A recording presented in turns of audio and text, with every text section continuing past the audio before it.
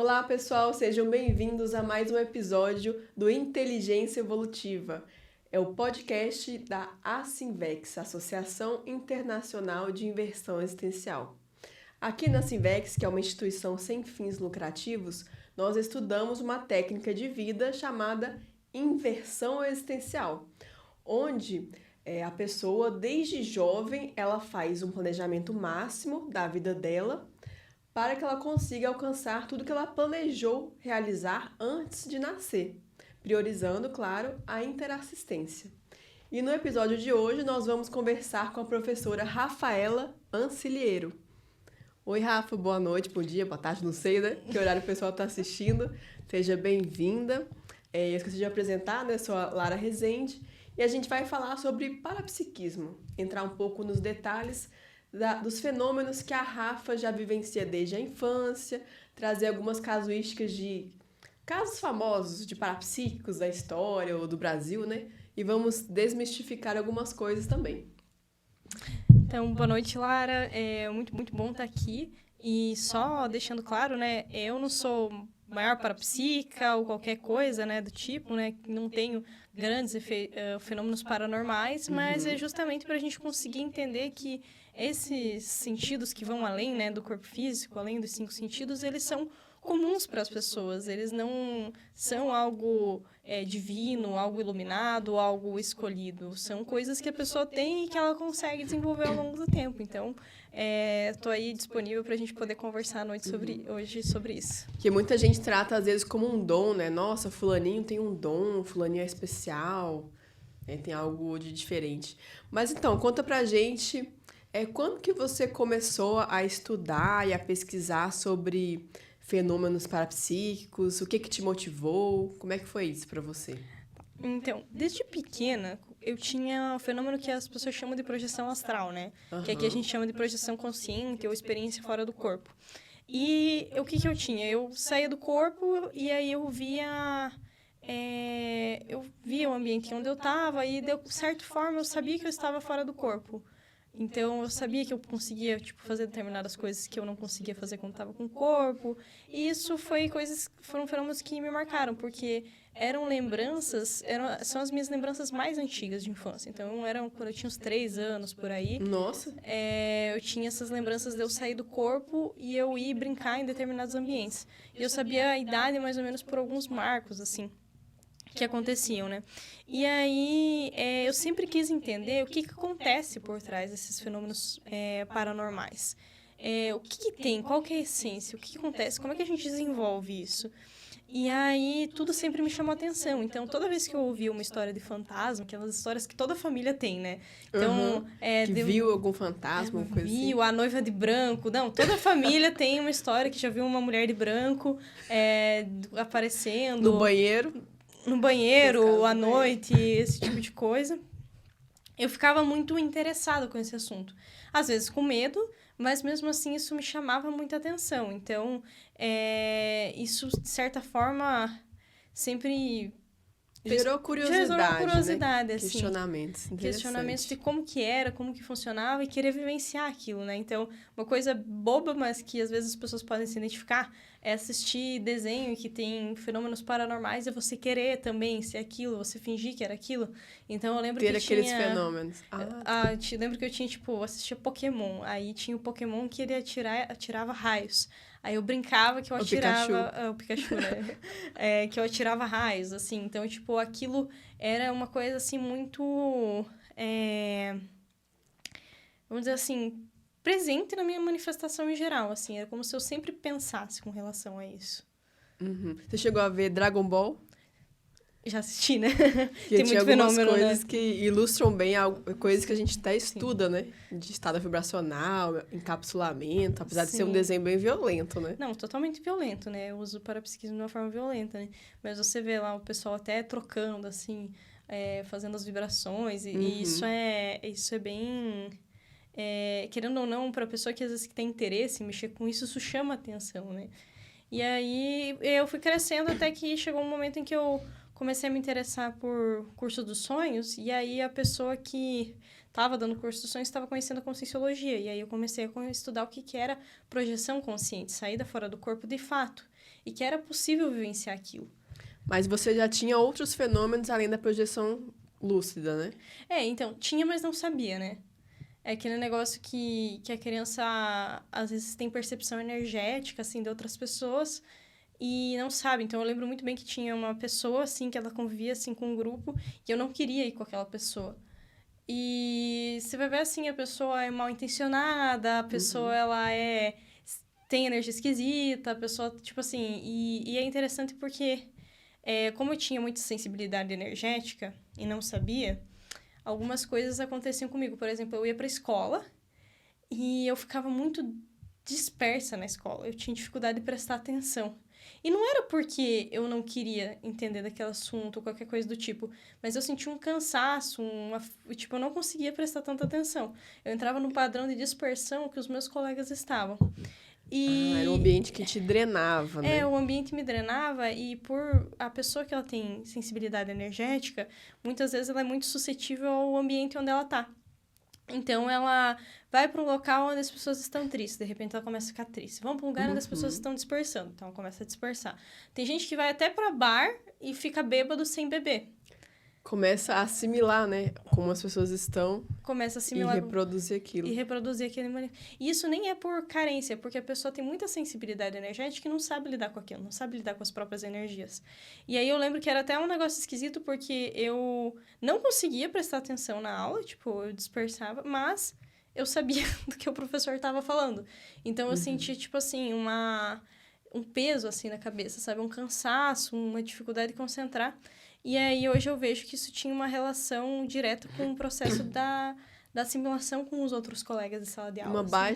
Uma sensibilidade grande, um abertismo energético e uma baixa autodefesa, né? Uma baixa autodefesa. Então, qualquer pessoa que chegava perto, eu já acoplava as energias, as minhas energias conectavam com a pessoa e eu passava a sentir o que a pessoa sentia e eu nem sabia que isso acontecia, né? Então... eu só manifestava e continuava naquilo e aí seguia. Hoje eu já consigo entender, né? Você conseguia discernir o que era seu e o que era do outro? Eu não conseguia, na época eu não conseguia. Então você achava que era tudo seu? Tudo meu. Nem pensava o que era meu e o que não era. É tipo assim, tô vivendo aqui, tô brincando, né? Criança, adolescente, assim. Eu comecei a entender um pouco mais isso na minha adolescência. Que eu tinha um gato que ele tava com... Ele tomou veneno e ele tava pra morrer, assim. E aí, como eu tinha começado a trabalhar com energia, eu queria entender o que ele tava, porque eu levei no veterinário, o veterinário falou, não tem nada, Tipo, ele meio que ignorou um pouco os sintomas do gato. Banalizou, né? Falou que como ele não tinha vomitado, a gente não tinha vida ele vomitar, não tinha nenhum problema. Mas, enfim... Aí eu peguei o gato e comecei a exteriorizar a energia para eles. Então, De forma intuitiva? Não, eu já conhecia. Eu tinha uns 16 anos por aí, aí eu já conhecia o que era o processo das energias. E aí eu comecei a jogar energia no gato e eu comecei a sentir dores muito fortes no corpo. Eu comecei a sentir uma dor de estômago, uma vontade de vomitar muito, muito forte, assim... E eu comecei a sentir tudo aquilo que o gato estava sentindo por conta do acoplamento energético que eu estava com ele. No final, né, só doar energia não resolveu o problema da intoxicação do gato. Mas isso me fez olhar um pouco mais para isso, sabe? De conseguir perceber o que o outro estava percebendo pelas energias. E aí, aos poucos, eu fui ficando mais atenta a isso, assim. Então, eu comecei a perceber que quando eu entrava em determinados locais, os chakras da minha cabeça bloqueavam. Quando eu interagia com determinadas pessoas, eu ficava melhor. E aí eu comecei a ter mais lucidez disso para eu conseguir trabalhar no dia a dia. Hoje, eu ainda tô aprendendo a lidar, né? Porque não é uma coisa que você aprende do dia para a noite. Então, trabalhar com as suas energias, exige muita técnica energética, trabalhar muito com as suas energias. E é trabalhar mesmo, é você exteriorizar a energia, absorver, blindar as suas energias,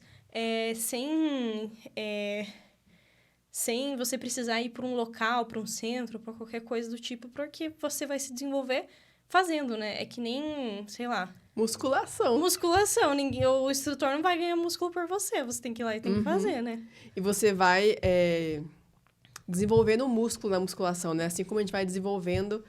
essa habilidade, essa capacidade energética, né? Com o tempo, você ganha mais estofos, você consegue exteriorizar mais forte ou maior volume, você não precisa de tantas muletas, digamos assim, né? Então, realmente é um treino.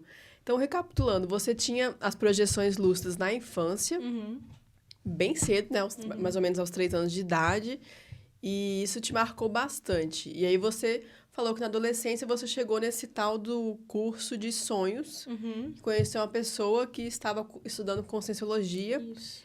E mais ou menos aí que você chegou na Conscienciologia, né? Isso, exatamente. Mas você já gostava de pesquisar, já tinha interesse em ir atrás de assuntos relacionados ao parapsiquismo, à mediunidade e tudo mais. Sim, isso sempre me interessou.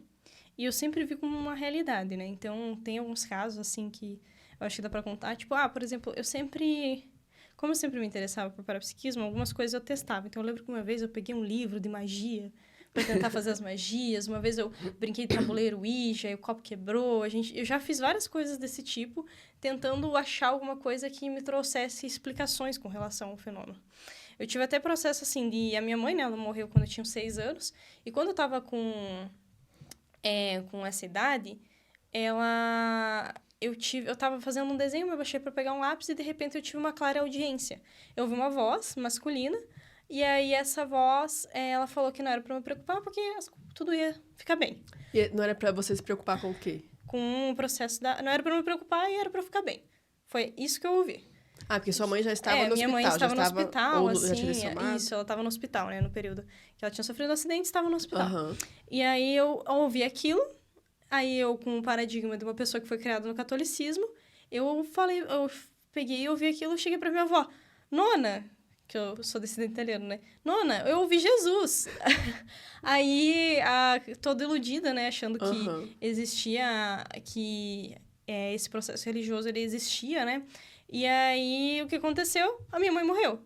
Aí, aquilo me desiludiu quanto ao processo de ser tipo assim, de qualquer processo de... Tipo assim, eu acredito nesse cara, eu ouço esse cara falando... Jesus falou comigo, ele mentiu pra mim. Ele mentiu pra mim, assim? O que é isso? Aí isso começou a levantar uma pulguinha atrás da orelha, né, já quando eu era criança. Essa experiência é até interessante você trazer, porque muitas vezes na vida, não só em relação aos fenômenos parapsíquicos, a gente tende a interpretar, a fazer associações, né, de novos conhecimentos com aqueles conhecimentos que a gente já tem, com a nossa bagagem. Então, você estava você cresceu numa religião católica. Religião católica, então a sua associação de ouvir uma voz masculina te dando um conforto, você já associou. Você teve o fenômeno de clara audiência, né, que você ouviu a voz. Já pronto, é Jesus. Não, e isso acontece muito, né? É até interessante porque as religiões, elas se mantêm por conta que as pessoas distorcem fenômenos parapsíquicos. Então, assim, gente, uma coisa muito clara. Se você ter clareaudiência, você ter clarevidência, ver um espírito, ver uma consciência, vamos parar de achar que é santo. Vamos parar de achar que é Jesus Cristo e os caralhos. Por quê? Desculpa o palavrão, gente. Desculpa o palavrão.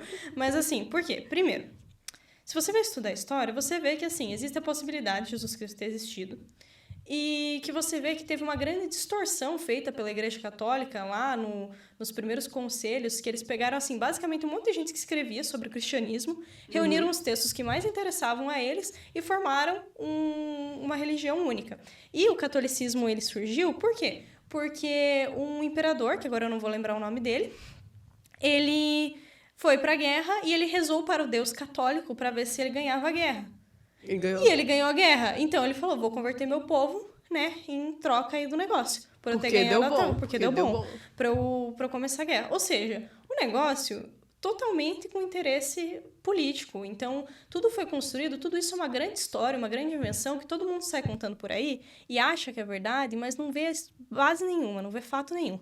Então, se a pessoa, ela vê algum processo extrafísico, né, fora do corpo físico, que é o que a pessoa chama de astral, que vai além, provavelmente algum parente dela que já morreu, provavelmente alguém que já não tá mais aí, mas a pessoa tem que parar de se iludir em duas coisas. Em achar que santo é uma coisa divina. Santo eram pessoas, assim, que tinham um pouquinho mais de parapsiquismo na época, que se destacavam, e que foram ressaltados pela Igreja Católica. Primeiro e por outras religiões, porque tem muita gente parapsíquica que foi apagada da história. Sim. E outra coisa é que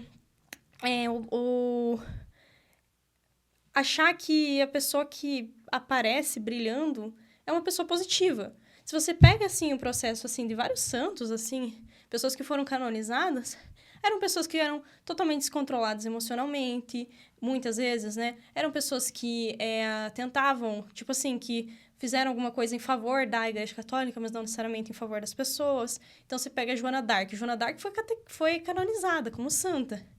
E você vai ver, ela teve uma clareaudiência também. Ela achou que tinha um chamado de Deus. Ela ouviu Deus, né, entre aspas, falando com ela, que ela tinha que ir pra guerra. Então, assim, a pessoa totalmente distorce totalmente o negócio, cria um enredo, acha que é santo, acha que é aquilo mais bonito do cosmos, e entra dentro de uma mitificação que a pessoa não olha para os fatos. O fato foi, ela ouviu extrafisicamente, né? Ela ouviu fora do físico, uma consciência falando pra ela ir pra guerra. E ela, sem discernimento nenhum, falou, vambora. Partiu.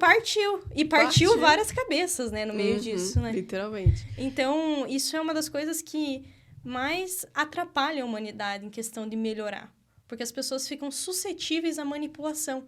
E manipulação de pessoas que já morreram e que querem manter um local assim, sabe? Que querem manter aquele dogma, que querem manter aquela ideia que já não serve mais para isso.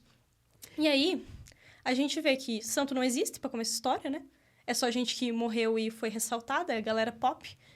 A galera gente pop. como a gente. Essa ideia de Deus e iluminação é simplesmente carência, porque as pessoas querem atribuir os problemas dela a algo maior, quando, na verdade, não querem se responsabilizar por aquilo que elas são, e acham que tudo é um chamado divino, quando, na verdade, tudo faz parte da natureza humana. Então, tem vários processos aí que, com relação à história do parapsiquismo, a história do desenvolvimento da parapercepção, a gente vê que mostrar que dá o livro, erro, né? Inclusive, para quem quiser olhar, esse livro aqui, ó, História do Parapsiquismo, ele pega a história do uso do paranormal, né? De tudo isso. Desde as sociedades tribais até atualmente. E esse ponto é interessante, Lara. Tô falando até demais, porque as sociedades tribais, elas tinham palavras para designar coisas que são paranormais. Então, tinham palavras para designar espírito, tinham palavras para designar alma, tinham palavras para designar projeção, saída fora do corpo. E essas palavras, no vocabulário deles, no dicionário deles, elas existiam porque elas faziam parte do cotidiano. Então, para uma tribo que precisa sobreviver, o seu vocabulário ele vai ser restrito àquilo que é uma necessidade do local. E aí você vê que esses fenômenos, né, que são paranormais, eles sempre existiram. E eles existem enquanto a consciência é consciência. Se você vê gato, cachorro, até planta tem sensibilidade energética. E você pega várias pesquisas que já comprovaram isso. Então, até na conscienciologia... Como seca pimenteira. A pessoa que seca pimenteira, a pessoa que... ou a pessoa que tem o dedo verde também. São pessoas que até certo ponto influenciam energeticamente plantas.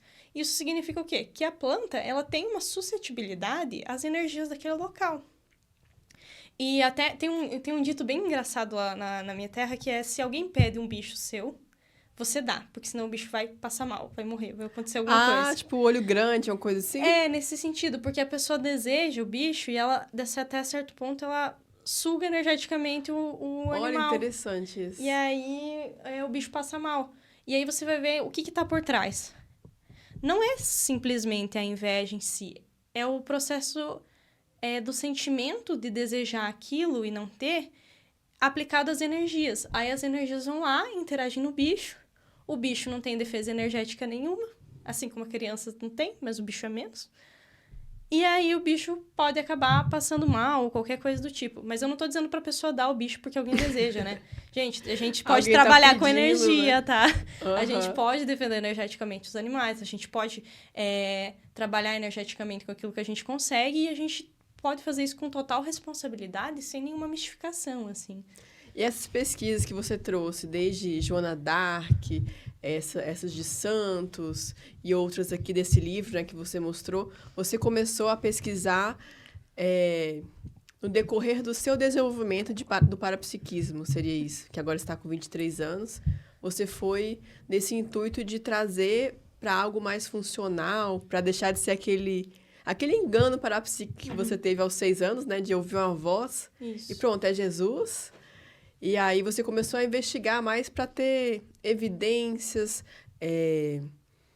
fazer uma comparação de fatos e parafatos, que a gente fala, né? Fatos extrafísicos. Você começou aí nesse sentido mais digamos, da cientificidade, da racionalidade, do discernimento. Isso veio mais, né, com a Conscienciologia. No geral, eu sempre tive curiosidade. Mas olhar de uma forma mais científica, entender que a gente só começa a evoluir mais olhando para os fatos, olhando para como isso funciona na essência, isso é mais recente, né? Tipo, eu já bisbilhotei por muitas linhas, assim. E é até interessante porque, assim, a gente vê vários casos de pessoas que mexem com o parapsiquismo e o negócio funciona. E aí, Realmente. o que acontece? E as pessoas mexem de formas muito diferentes. Então, você vai pegar assim, sei lá, a minha avó, ela reza para determinado santo para curar a dor de cabeça. Aí vai lá o Zé Arigó, aí ele pega, enfia um estilete no olho da pessoa para fazer cirurgia. Pra fazer outra coisa, pra fazer cirurgia. Um estilete todo enferrujado, né? Você vai ver, na China, a galera já faz um movimento com Qigong para fazer o mesmo processo. No Egito, a galera curava as pessoas também com ritual. Tipo assim, você vê que tem várias formas diferentes que as pessoas tentam... De uso do parapsiquismo, da mediunidade. Que as pessoas tentam usar, né? O parapsiquismo e a mediunidade. E assim, se as pessoas usam de vários jeitos diferentes e você vê algum resultado, quer dizer que tem uma essência em comum. E que o ritual, ele é dispensável. E que você consegue fazer aquilo pelo seu pensamento e pelas suas energias, e pelos seus sentimentos, pela intencionalidade, e que tem coisas por trás. Então, você começar a olhar isso de uma forma mais científica, falando assim, não, eu quero fazer experimento. Então, você dispensa o ritual, você dispensa a necessidade de você ficar repetindo a mesma coisa, você dispensa a necessidade de você matar a galinha, como tem religiões que fazem. Você dispensa a necessidade de você... dançar, você dispensa a necessidade de todo aquele processo... de ficar girando. Daquele processo alegórico que é atribuído ao parapsiquismo. E aí, entendendo isso, as coisas ficam mais fáceis. E você olha que não é tão complexo assim, no sentido de... É complexo porque exige muito trabalho, exige você malhar, né, o seu parapsiquismo, mas não é tanto rolê, né, não é tanta enrolação quanto a gente vê, né. Até interessante porque, quando eu comecei a pesquisar mais isso, eu comecei a tentar entender um pouco mais sobre projeção, mais de uma pessoa falou para eu não mexer com isso porque eu era muito jovem. Tinha esse mito de... Tem, e isso tem em algumas religiões. Então, eu já ouvi algumas pessoas que elas vêm de meios espíritas... Pra não sair do corpo. Pra não sair do corpo enquanto você é jovem, ou pra não mexer com projeção, porque você pode não voltar. E aí, eu digo uma coisa... não voltar? Já ouvi isso aí, assim. Aí, eu digo uma coisa. Gente... Sair do corpo, você sai toda noite. Sim. E crianças e jovens têm até mais facilidade de sair, né? O corpo tá mais... sem condicionamentos e tudo mais. O corpo tá se formando. E por ele estar se formando, isso favorece a descoincidência dos outros corpos. E você vai sair do corpo. Porque quando você dorme, você relaxa. E, no mínimo, o seu psicossoma, né? Que é o duplo energético, que é chamado em alguns locais... o corpo astral, a alma, ele vai ficar sobrepairando ali. Dormindo por cima, né? Dormindo por cima, no mínimo. Sim. Às vezes você vai sair, dar uma volta, às vezes você vai em algum lugar, provavelmente vai voar, tem muita gente de voar. Vai conseguir, às vezes você tá com um problema muito grande na sua cabeça, você vai pro lugar tentar resolver aquele problema. Tem muita gente que sai e vai continuar trabalhando, porque fica com a cabeça muito saturada do trabalho. Então, assim, você vai sair de qualquer jeito. Ponto. Se você tiver domínio sobre a projeção e se você tiver lúcido do que você está fazendo na projeção, tu não vai fazer cagada. Tu não vai ficar fazendo coisa errada. Você vai estar ciente daquilo que você pode fazer. Então, uma das coisas mais sérias que eu vejo... Depende da intencionalidade da pessoa, né? Que às vezes as pessoas... Pode ter uma intenção ruim, pode ser uma pessoa antiética, né? E usar isso... de uma forma negativa também, né? Sempre tem pessoas mal intencionadas, né? Mas a conta chega, né? Pra todos. Exatamente. O karma tá aí também, né? E às vezes as consequências são na hora. Então, a pessoa vai lá, faz um negócio esquisito, volta pra casa, tá toda cansada, tá com ressaca energética, se a pessoa ela sai com o intuito de entender o que está acontecendo, com o intuito de pesquisar, com o intuito de ajudar outras pessoas, é mais difícil isso acontecer, assim. Por quê? Porque ela vai estar bem intencionada. E se ela está bem intencionada, muitas vezes tem companhias que vão estar lá fora do corpo junto com ela que estão querendo ajudar. Então, esse mito de você não poder sair do corpo, na verdade, é uma ilusão das pessoas quererem te manter sem lucidez. Porque quanto mais lucidez você tem, menos suscetível você é. Então, e isso é interessante, porque mesmo ouvindo aquilo... Suscetível a vampirizações energéticas, a ataques extrafísicos, você aprende a lidar negativas. com as coisas. Então... Mas sem querer deixar as pessoas com medo, né? Você tem técnicas de autodefesa energética, de blindagem da alcova. Você pode usar as projeções lúcidas para fazer coisas positivas, ampliar a sua cognição, ter experiências realmente que vão mudar a sua vida, vão gerar mais qualidade de vida para você, tá? Não estamos querendo botar medo também não aqui. Não, e pensa comigo, Lara, se a multidimensionalidade dela existe, né? Se existem todos esses fenômenos, tudo isso, na prática a gente está ignorando uma realidade. Sim. E a projeção, ela só vai te mostrar uma realidade que ela já existe. Então, você só vai estar tendo mais noção daquilo que é real e se iludindo menos com aquilo que é só esse físico aqui. Então, a projeção, ela permite, não só a projeção, como todos os outros fenômenos parapsíquicos, ela permite você ter um olhar do que realmente acontece. Só que para você ter um olhar do que realmente acontece, você tem que desenvolver o parapsiquismo e parar de fantasiar. E aí é até interessante que tem um livro, esse aqui, ó, Onde a Religião Termina, para quem quiser olhar. Isso, do autor Marcel da Luz. O autor Marcel da Luz. O Marcel da Luz, ele foi padre durante, acho que quase 20 anos. E não sei. E aí... Não sabemos. Aí ele foi... E o caso dele é bem interessante porque ele começou... Ele saiu e escreveu esse livro sobre tudo aquilo que ele via que era torto com relação à religião e que não fazia sentido.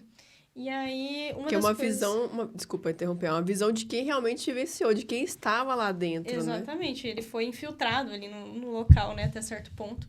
E aí, ele via todas essas incoerências, né? E aí, esse livro tá aí dos 20 anos de experiência dele e os 20 anos de pesquisa, né? Porque o cara era uma cabeça, ele era muito erudito, assim. E não foi só 20 anos sendo somente... mexendo somente com o processo católico. Ele estudou muito, né? E ele viu muita coisa. E aí, ele coloca, assim, que um dos maiores erros das pessoas é elas se impressionarem com o processo parapsíquico. E quanto mais você vivencia o processo parapsíquico, menos você tende a fantasiar. E, claro, se você vivenciar ele com criticidade, né? Porque tem muita gente que fica apegada em uma crença. E aí, quanto mais você se questiona e você vivencia, menos iludido você fica com as realidades. E deslumbrado, né? Deslumbrado.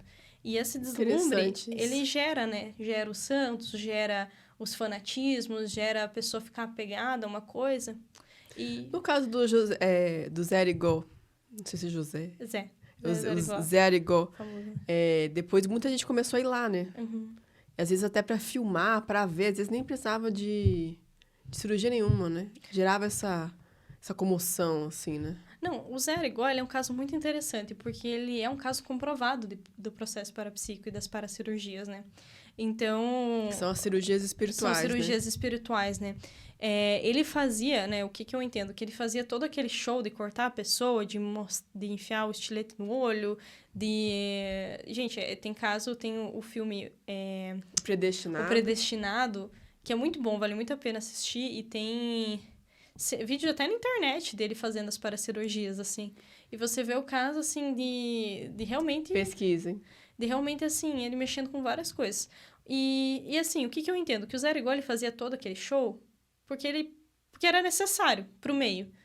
Mas, na prática, as paracirurgias, elas podem ocorrer sem nenhum tipo de intervenção física. Porque aquilo é energético. Corte, tudo, né? Aquilo é energético e você consegue... fazer essa interferência. Então, tipo, tem várias pessoas no processo de medicina que elas contam, assim, fulano foi lá, tava com pedra no rim, depois a pedra no rim desapareceu. Tipo, umas coisas assim. Então, eu teve até um caso de um colega meu que a pessoa ficou internada, o marido dessa pessoa ficou internada, E ela começou a trabalhar energia. Por causa de pedra no rim. Ela começou a trabalhar energia. Isso, gente, sem fazer oração, sem fazer o círculozinho do reiki. Simplesmente ela começou a trabalhar muita energia para aquela pedra no rim se resolver. E ele estava no pré-operatório, né? Porque ele ficava no hospital, no dia seguinte eles iam operar. E a pessoa ficou a noite inteira doando energia, exteriorizando energia, fazendo as energias vibrar com muita intensidade, que é o estado vibracional que a gente chama aqui. Até que, e daí no outro dia eles foram ver, não tinha pedra no rim. Ele tinha evacuado a pedra no rim. Tinha expelido, Tinha né, expelido pela a pedra urina. no rim pela urina, e era uma pedra grande, assim. Então acabou se quebrando ou se diluindo. Se diluiu ou, sei lá, desmaterializou, não sei o que aconteceu. E isso é um caso, assim, dentre milhões que acontecem, assim, de pessoas que simplesmente o negócio ocorre, de fazer uma mudança energética, uma interferência energética naquilo para você conseguir resolver. E tem até um caso lá na minha região também de uma pessoa que ela ficou internada e estava internada junto com um familiar meu, assim. E aí meu pai sempre conta que ele foi lá, o cara tava com a barriga gigante, assim, inchada, porque ele tava com problema no fígado. E aí tava com muita retenção e tal. Aí diz que apareceu uma consciex, né? Um espírito para a pessoa, que a gente chama aqui de consciex, e falou para ele que ele ia receber um órgão novo. E aí, no dia seguinte, ele acordou e ele estava com a barriga desinchada. E o problema de cirrose dele, né? Que eu acho que era cirrose que ele tinha passado. Não tinha. Ele não recebeu um transplante não fisicamente. Recebeu um transplante fisicamente. Foi energético o negócio. Olha, eu achei que ele tinha passado por uma cirurgia quando você falou, né? Que tinha chegado um órgão pra ele, literalmente. Ele tava internado para fazer o pré-cirúrgico, assim. E aí, o que acontece? Hoje, na Conscienciologia, a gente estuda o processo da pré-cirurgia. Sim, tem até uma instituição. Tem uma instituição que ela trabalha com isso. E aí, toda sexta-feira, o pessoal doa energia para promover esse tipo de trabalho. Uhum. E aí, o nome a doação... é Ectolab. Isso, é Ectolab. É uma dinâmica de paracirurgia. Então, as pessoas se reúnem para doar energia para que isso aconteça para as pessoas que fazem o pedido. E aí, é uma energia mais densa, né? A energia do ectoplasma. Uhum. A mesma energia que faz os poltergeists, né? Que a galera... E que o Zero igual usava nas cirurgias, né? Que o Zero igual usava nas cirurgias. Que cortava e não saía sangue. Umas coisas assim, né? Exatamente. Então precisa da energia densa pra isso. Mas o Zero igual, ele tinha vários fenômenos, né? Então, ele tinha o fenômeno do processo da possessão, né? Então, tipo, que é o acoplamento energético. Então, o conceito do espírito, ele entra, assim, no corpo da pessoa e ele trabalha, assim, com o corpo da pessoa. No caso dele, era uma incorporação total? Era uma incorporação... Ou ele tinha algum nível de lucidez? Você chegou a estudar isso? Não, era total, majoritariamente total, assim. Tipo, só que, por exemplo, o Zero Igual, ele tinha uma predisposição física para isso. Então, pelo que eu sei, ele entende que ele veio para essa vida para mexer com isso. Ele já tinha combinado com o Dr. Fritz antes. Esse cara não era caminhoneiro? Né? Sim, mas eu fico pensando assim, o caminhoneiro, o cara mó brutão. Não, mas ele chegar com bisturi, muito. Com uma... Eu digo assim, com a coordenação física... Não, coordenação motora fina de um cirurgião, sabe? Então, quando você vai estudar um pouco mais a história dele, você vê que ele buscava estudar muito. Uhum. Então, por exemplo, o Dr. Fritz, ele receitava, né, quando ele incorporava no Zero Igual, ele receitava medicamentos mesmo. Não era simplesmente assim, toma uma erva do santo não sei do que. Era medicamentos para resolver aquele problema da pessoa. Além do processo, né, da paracirurgia, da cirurgia espiritual, né, que o pessoal chama. E ele também, o Zero Igual, ele estudava muito sobre química. Ele não tinha o CRM, tá? Ele não tinha CRM, né? Tanto que ele foi não preso, né? Ele foi medicamentos preso. de qualquer pessoa. Por favor. Ele foi preso por processo de acusação de... Charlatanismo? Charlatanismo e falso uso da medicina, se eu não me engano. E aí na cadeia... Receitar, né? Aí na cadeia ele curou uma pessoa lá, que era importante, que era o chefe da cadeia, e logo eles soltaram ele, né? Porque foi comprovado o processo ali. Mas legalmente ainda ele não podia fazer isso de receitar a medicação, né? Sim. Bom, de qualquer forma, o caso do Zero Igual, né? Então, ele também tinha o processo de escrever, né? Então, psicografia, né? E também... Mas o Zero Igual, ele era uma pessoa que estudava. Então, ele fazia outras coisas além de só o processo de possessão. E isso é interessante porque, querendo ou não, favorece, né, a consciência a entender um pouco mais aquilo que acontece. Você vê que ele atribui aquilo a Deus, tipo assim, ele tem um processo. Mas se você for olhar o meio onde ele viveu, tipo, cara, interior de Minas Gerais, a galera lá, todo mundo católica.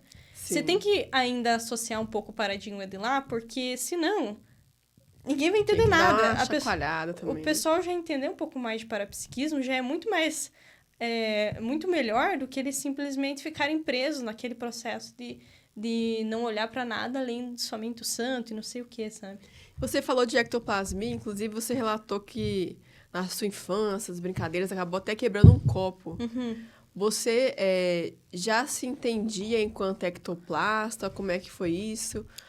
Como você percebeu a questão do desenvolvimento da maturidade emocional para lidar com a sua ectoplasmia? Então, o processo da...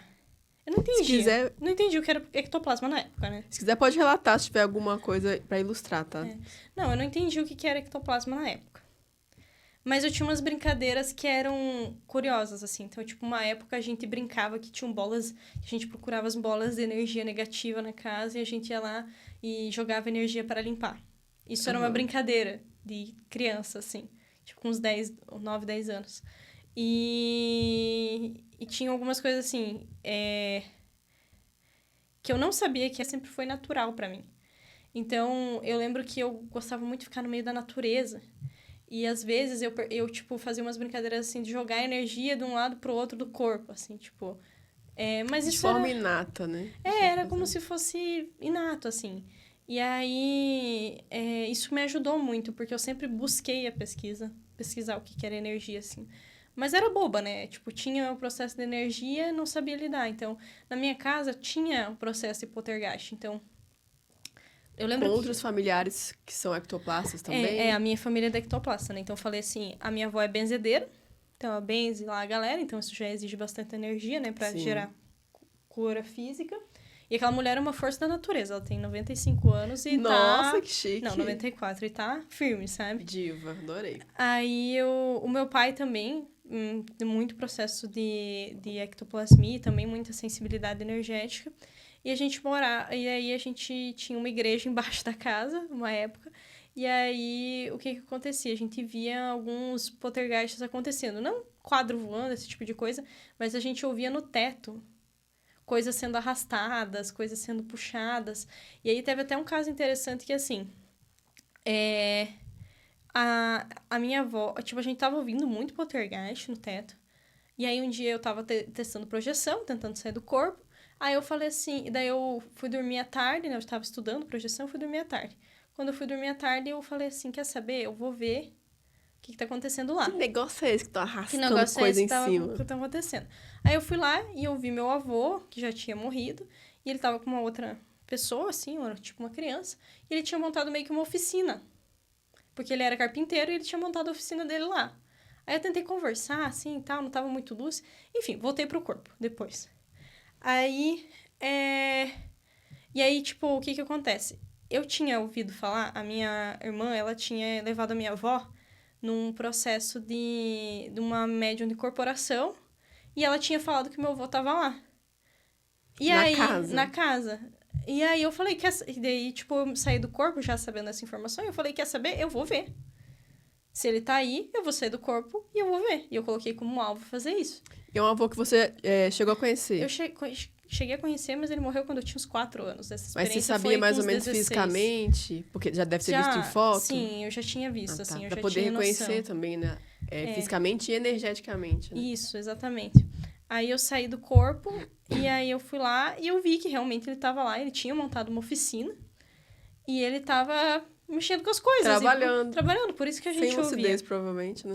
E aí a gente foi descobrir que a minha avó, ela tava se sentindo sozinha. E aí, por isso, ela tava pensando muito nele. E aí, por consequência, ele falou, eu vou ali, né? E aí, enfim, a gente acabou... Daí, depois encaminhou o processo. A gente conseguiu dar um encaminhamento na situação. Ela conseguiu e liberar deu uma seu liberada. avô. Por um tempo, não teve mais esse processo de arrasta e puxa coisa no teto, assim. A oficina foi... Inativada, né? Pois é. Mas é interessante isso que você falou, que o processo da carência do luto, né, da evocação do ente querido acaba atrapalhando o processo de encaminhamento da pessoa na dimensão extrafísica, né? Tem gente que às vezes, sei lá, dorme abraçada com foto da pessoa, ou deixa o ambiente, sei lá, o armário, o quarto da pessoa todo do mesmo jeito por mais de anos. E isso dificulta, isso mais atrapalha do que ajuda, né? E é bem, bem interessante você trazer esse caso, né, de luto. Não, e a pessoa não... Tanto a pessoa que já foi fica sendo evocada, né, ali o tempo todo, quanto a pessoa que tá ali, ela não processa o luto, né? E, gente, psicologia é um negócio maravilhoso pra gente usar. Terapia, tudo, porque você acaba vendo que muitas vezes uma dessoma, né, uma morte, ela acaba afetando a vida da pessoa em inúmeros casos, assim, em inúmeros processos. Então, tudo aquilo que a pessoa conseguir resolver, isso ajuda. Inclusive em processo de bloqueio energético. E eu tenho um caso com isso, sabe? Porque, como eu falei, né, minha mãe foi dessas para outras quando eu tinha 6 anos. E, por conta disso, eu não conseguia falar sobre o assunto. Fiquei muito triste. Uhum. E aí, quando eu tinha uns 11 anos de idade... E você teve aquela que você relatou, né? A clareaudiência, que ia ficar tudo bem. A clareaudiência e tal. E acabou falecendo mesmo assim. Ela faleceu, e aí quando você vai ver o corpo, né, no caixão, você vê... Gente, aquilo lá não é a pessoa. Você não sente a energia da pessoa. E aí é até Parece interessante... um objeto. É um objeto, cara, não é? É um negócio sem energia, assim. E aí é um negócio que a gente começa a entender, que a gente reconhece as pessoas também pela energia. E não só pelo visual, não só pela aparência. E aí, quando eu tinha, tipo, uns 11 anos, mais ou menos, né? Que eu não consegui fazer essa despedida, eu fiquei, né, triste, né? Uma criança não vai saber processar. 5 anos ali ainda era uma ferida, né? Era uma ferida. E uma criança não vai conseguir processar o luto. Não é tão simples assim. Até fui pra psicóloga na época, mas eu não queria processar o luto. Eu botei o luto numa caixinha, sentei em cima e falei, não vou abrir isso aqui. Uhum. Mas, toda vez que se tocava no assunto, eu sentia muita vontade de chorar.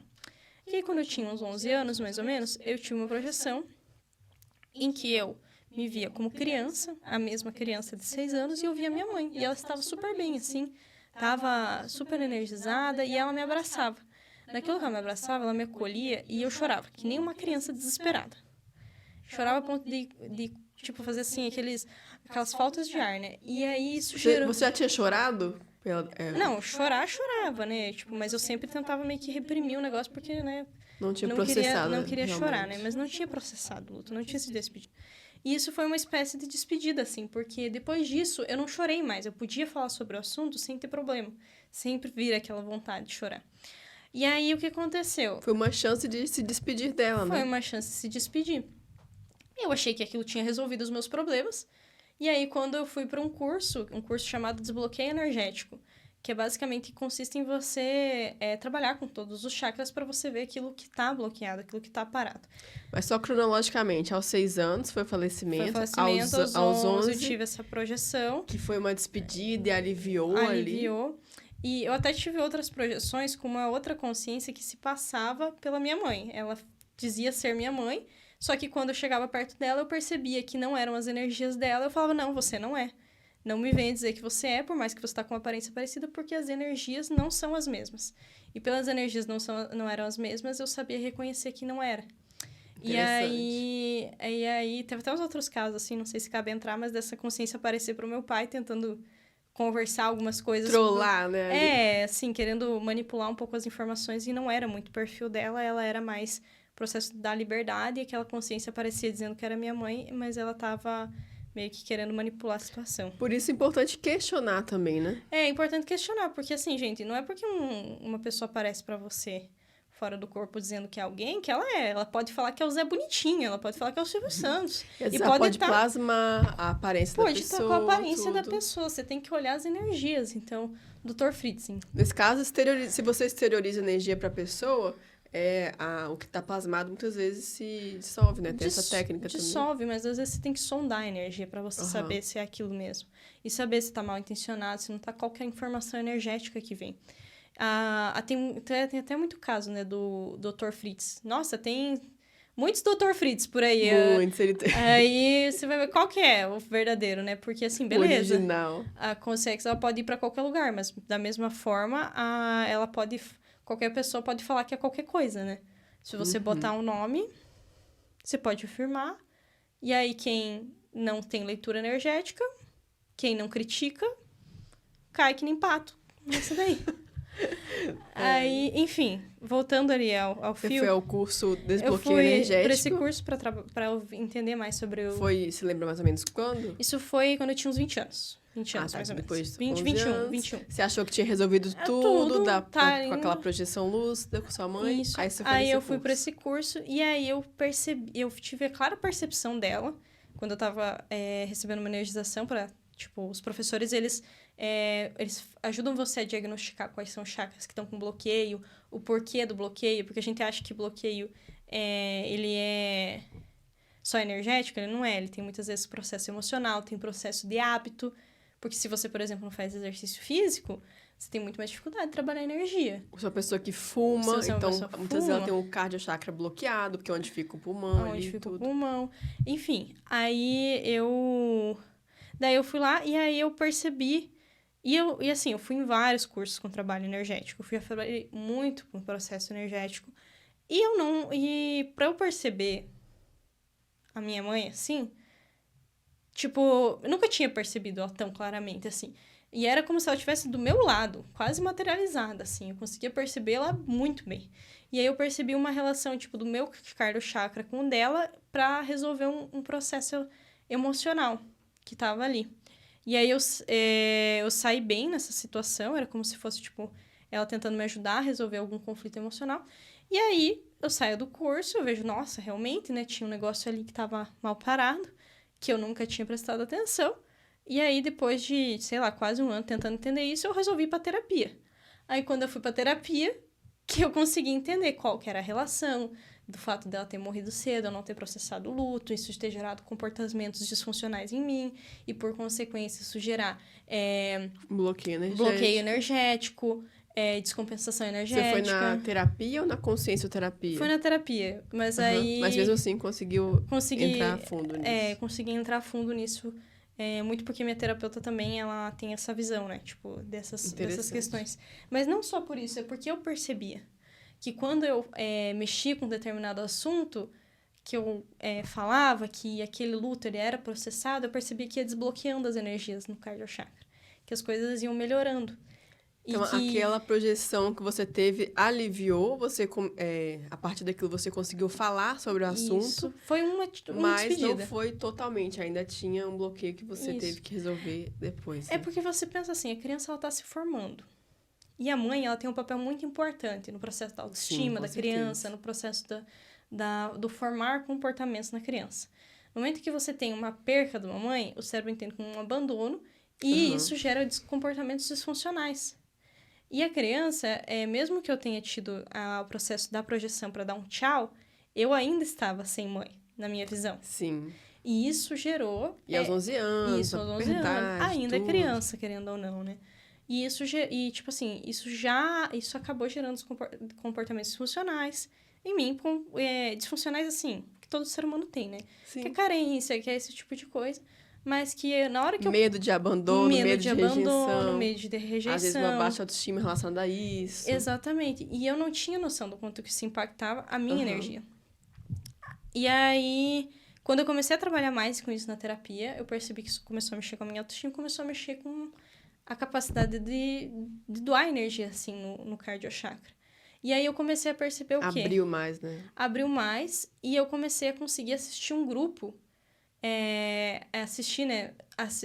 ajudar energeticamente um grupo de pessoas que já viveram no meu passado, que eram eu não sei se é ex-freira, mas era, tipo, mulheres que usavam véuzinhos, assim. E aí eu percebi que quando eu comecei a mudar um determinado comportamento, de parar com relação à baixa autoestima e confiar mais nas minhas percepções, eu comecei a ver, tipo assim, por clarevidência viajoura, aquele grupo sendo assistido. Então, as minhas energias sendo doadas para conseguir através ajudar. Da sua reciclagem porque foi uma reciclagem, através né? Da minha mudança, né? Uma mudança íntima de forma de pensar que... Opa! perdão, que desencadeou o desbloqueio energético do chakra. Que conseguiu fazer... E daí, por eu ter mudado, eu conseguia ajudar aquele grupo, né? E era interessante porque eu percebi aquele grupo atrapalhando em alguns momentos. Porque elas viam que eu tava com sentimento Elas e também elas provavelmente apareciam. tinham também, né? E elas tinham também. Afinidade com esse processo. Isso. E aí, quando eu comecei a ver, assim, que eu não era uma pessoa abandonada, como se fosse assim, né? Porque a cabeça da criança é isso. Mesmo que eu tivesse muito afeto da minha irmã, do meu pai, da minha avó. Tudo. E da minha família inteira, porque a minha família ela é muito Às vezes afetuosa. nem é consciente, né? Isso. Não era. Essa sensação de abandono. Não é. Nada disso é necessariamente consciente, mas reflete em hábitos conscientes, né?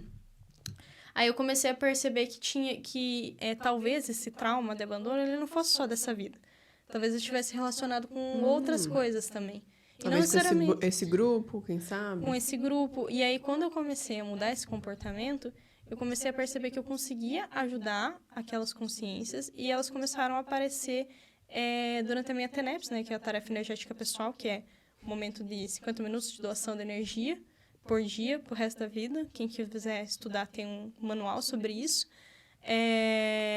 Aí eu comecei a perceber que elas apareciam e que esse grupo estava sendo ajudado pela minha mudança de comportamento. Eu tenho hipóteses, mas isso aí eu vou deixar para nos bastidores da gravação. Quando a gente conversar depois. Né? Mas é interessante porque muita gente acha que ajudar energeticamente não basta ter boa intenção, mas a gente precisa se qualificar.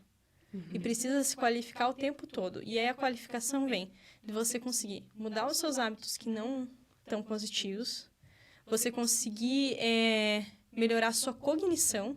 Então, quanto mais você estudar, mais você consegue ajudar as demais consciências. Quanto mais você pôr na prática esse processo parapsíquico, mais você consegue ajudar. E você conseguir ter discernimento de como ajudar e de que forma ajudar. Porque, assim, às vezes você tem a melhor das intenções de querer ajudar uma pessoa. Mas se a pessoa ela precisa aprender a nadar, não adianta você ensinar para ela a desenhar, entendeu? E aí você vai ter que se qualificar e saber entender o outro, aquilo que a outra pessoa precisa, né? E isso pelo processo das energias, porque tudo aquilo que você pensa, que você sente, tudo aquilo que você melhora na sua cognição, transpassa nas suas energias também, né? Muito bom, Rafaela. Olha aí, 23 anos, gente. 23 aninhos. É interessante, né, fazer um fechamento agora. A gente ter percebido, assim, o seu desenvolvimento com alguns relatos que você trouxe, desde os 3 anos de idade até os 23, né? 3, né? Dos primeiros fenômenos parapsíquicos espontâneos. Curiosamente, você já, na infância, já também gostava de testar, experimentar, investigar, já tinha essa personalidade mais investigativa, de ir atrás, de querer entender, essa curiosidade sadia. Alguns marcos importantes na sua vida em relação ao seu desenvolvimento parapsíquico, né?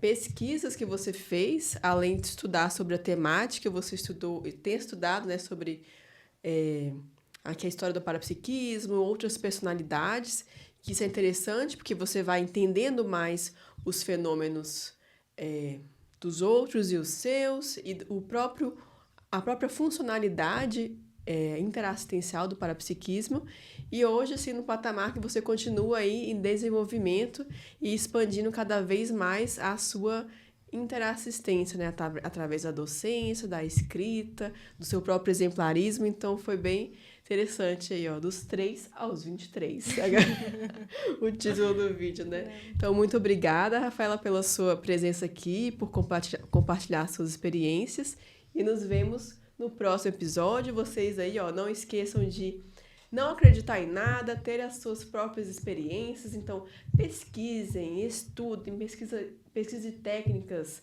aplique, tire suas próprias conclusões. E lembre aí de deixar um like, se inscrever no canal aí para dar um suporte, um apoio pra gente. Nos vemos então no próximo episódio. Tchau, tchau, pessoal.